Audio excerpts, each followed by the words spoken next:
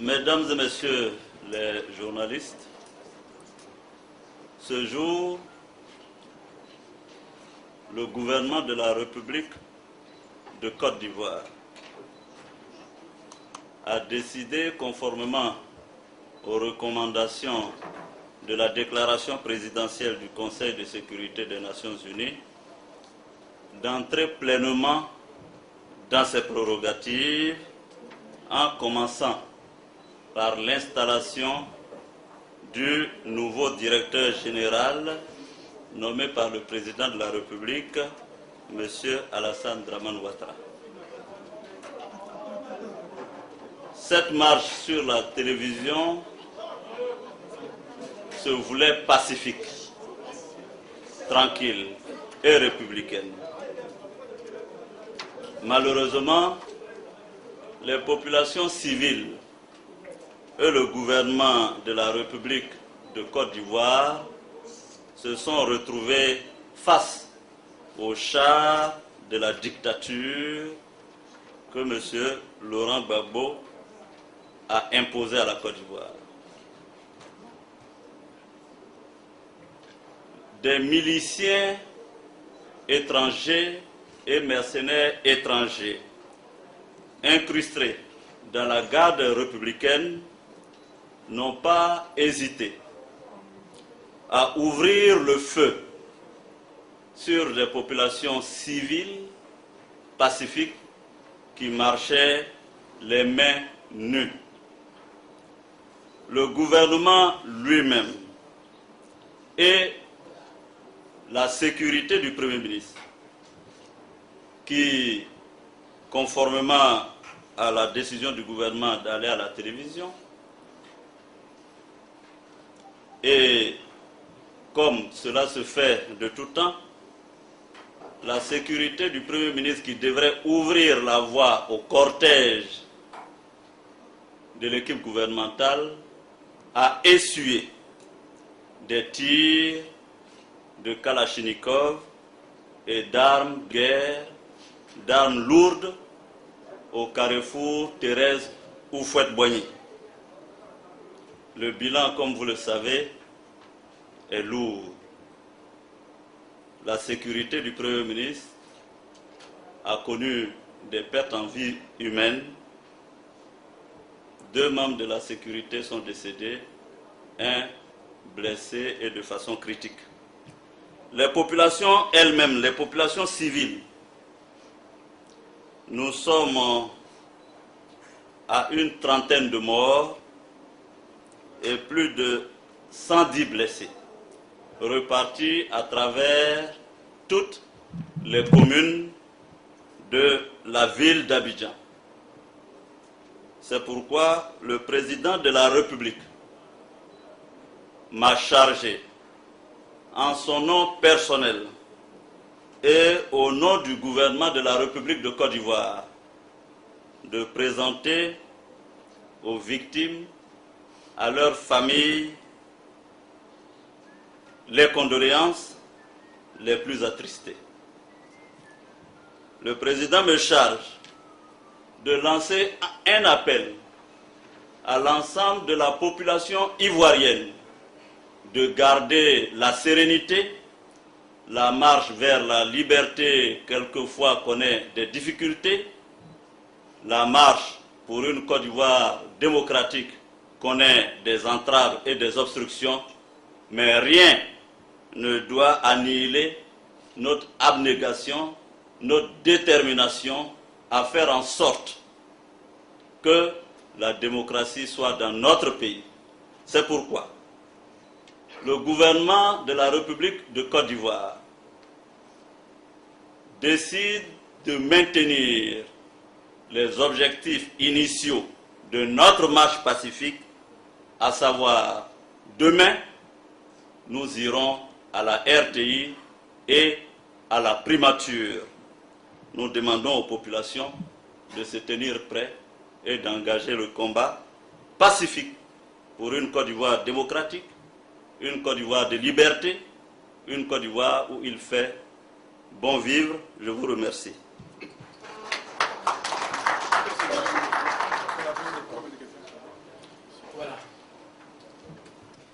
y a quelques instants une bande déroulante sur la RTI, première chaîne, vous annonçant en fuite du Golfe. Bon, on est bien curieux de savoir comment vous êtes revenu. Alors, je viens d'une rencontre avec son Excellence le Président de la République. Cette rencontre s'est bien passée, je lui ai fait le point. Le Président de la République est serein et le Président de la République me charge de lancer un appel à la sérénité au peuple de Côte d'Ivoire. Donc nous sommes bel et bien là, nous serons là et le gouvernement de la République de Côte d'Ivoire entend entrer pleinement dans ses prérogatives. Il n'est nullement question pour ce gouvernement de reculer de quelque façon que ce soit. Donc nous sommes là. Ça prouve une fois de plus que la manipulation et la propagande qui ont cours à notre télévision nationale nécessitent une intervention urgente pour que cette télévision qui n'a rien à envier à la radio Mille Collines redevienne une télévision d'État digne et républicaine. Ceci ne fait que confirmer et renforcer la volonté du gouvernement à marcher demain sur la radio-télévision ivoirienne. Demain, comme aujourd'hui, le gouvernement donc, va se réunir. Notre cortège, dans les mêmes conditions, prendra la route pour aller à la RTI. Rien, ni les chars de M. Gbagbo, ni ses balles, ne pourront nous dissuader de renoncer à notre droit plein et légitime d'assumer nos prérogatives, de gouverner la Côte d'Ivoire pour l'intérêt des Ivoiriens. Il est triste qu'en 2010, dans notre pays, il ne suffit pas de gagner une élection encore. Même quand vous avez gagné cette élection, vous êtes obligé, en plus, d'affronter les chars pour gouverner. Et c'est ça qui est inacceptable. Et je lance un appel à la communauté internationale pour qu'elle prenne pleinement ses responsabilités. Quand quelqu'un qui a perdu les élections, là où vous voulez la paix, le dialogue, vous envoie des chars, on ne peut pas rester indifférent et brandir la carte de l'ingérence. Cette question doit préoccuper tous les démocrates du monde entier et ces pays qui font la promotion de la démocratie. Les Ivoiriens se sont exprimés dans les urnes. Rarement des scores de 84% de participation, de taux de participation à une élection ont pu être atteints en Afrique. Ceci montre que tout le peuple de Côte d'Ivoire veut le changement, mais surtout la démocratie. Et nous avons la responsabilité et le devoir de nous battre pour la démocratie dans notre pays. Et c'est ce que nous faisons. Autre question? Autre question, nom et organe de presse. Bonjour, Christophe Boltanski du Nouvel Observateur. On signale des combats dans le centre du pays. Est-ce que les forces qui sont engagées dans le centre du pays en ce moment pourraient faire la jonction avec les forces qui se trouvent à Abidjan? Alors, je dois vous dire qu'il nous a été signalé que des populations civiles à main nue ont bravé la faim, la soif et le soleil pour se rendre dans la ville de Tchébissou. Elles ont fait l'objet de tirs à balles réelles de mercenaires et de miliciens. Évidemment, nous déplorons là-bas aussi des morts. Le commandement militaire dirigé par le général Bakayoko a cru bon sagement de demander aux populations de replier en y envoyant une section pour leur sécurité et permettre que le repli se fasse en ordre et porter secours. Ce n'est pas seulement des militaires qui y étaient, il y avait des sapeurs-pompiers et des médecins pour porter secours aux blessés. Donc il n'y a pas d'affrontement armés et militaires dans le nord, il y a des miliciens, des mercenaires qui ont tiré sur des foules civiles aux mains nues.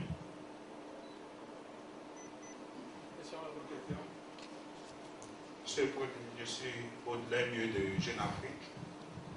Ma première question concerne les populations qui, dans leur élan, se trouvent face à une force disproportionnelle. Je voudrais savoir comment vous allez les galvaniser pour les tenir dans la mobilisation. Et ma seconde préoccupation sera focalisée sur l'arrivée du médiateur, d'un autre médiateur de l'Union africaine, M. Jean Ping, qui a annoncé d'ici demain.